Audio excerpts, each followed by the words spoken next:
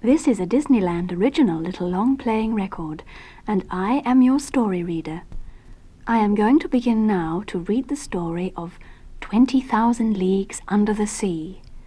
You can read along with me in your book. You will know it is time to turn the page when Tinker Bell rings her little bells, like this. Let's begin now. Our story begins in San Francisco Harbor a long time ago, before there were airplanes in the sky. A three-masted schooner named the Abraham Lincoln set sail for the South Seas.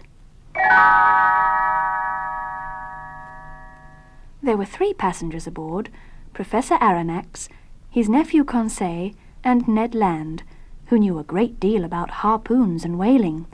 They were going in search of a mysterious sea monster. One night, after many days at sea, a storm blew up. The ship began rolling and bouncing like a cork in the water. One of the masts broke in two. The vessel was sinking. When the sea grew quiet again, Ned, the professor, and Conseil found themselves all alone in a lifeboat in the middle of the ocean. They saw what seemed to be an island in the distance. The island was a strange-looking submarine resting quietly in the water. The 3 friends tied the lifeboat to the unusual craft and walked along its deck. Fearing that the submarine might go under the water at any time, they entered a hatchway and went inside. They passed by the controls and came to a beautiful big room, which had deep carpets, a pipe organ, and a fountain. Here they were welcomed by a pet seal named Snoopy and a bearded man in an officer's uniform, Captain Nemo of the submarine Nautilus.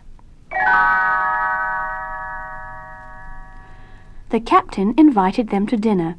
They were served delicious food from the sea that tasted just like steak and vegetables. The 3 guests put on diving suits and were shown the captain's undersea farm, where the crew of the Nautilus was harvesting seaweed, barnacles, and sea cucumbers. Conseil saw a sunken pirate ship and decided to explore it. Inside was a treasure chest filled with golden doubloons and pieces of 8. All of a sudden, a big sea spider started toward them. Snoopy the seal swam straight at it and drove it away just in time. When Conseil got back inside the Nautilus, he was still a little frightened.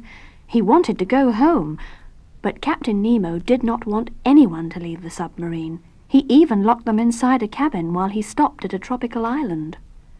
Ned and Conseil began to make plans to escape. While Ned searched through the charts in Captain Nemo's cabin, Conseil kept Snoopy quiet by feeding him seaweed cigars. Hoping someone would find them, Conseil put some messages saying "help" into bottles and threw them overboard. Some days later, the submarine ran into a tropical hurricane, as strong as the one which had sunk the Abraham Lincoln. The ship dived deep to get away from the storm, and hit some rocks. The power went off. When the damage had been repaired, it turned out that the ship was deeper than man had ever gone before. Outside were some of the strangest-looking fish in the world. A few had giant humps on their backs. Others were long and skinny.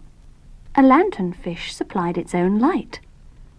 There was also a giant squid, which coiled long tentacles around the Nautilus. "Call all hands! Prepare to surface!" said Captain Nemo.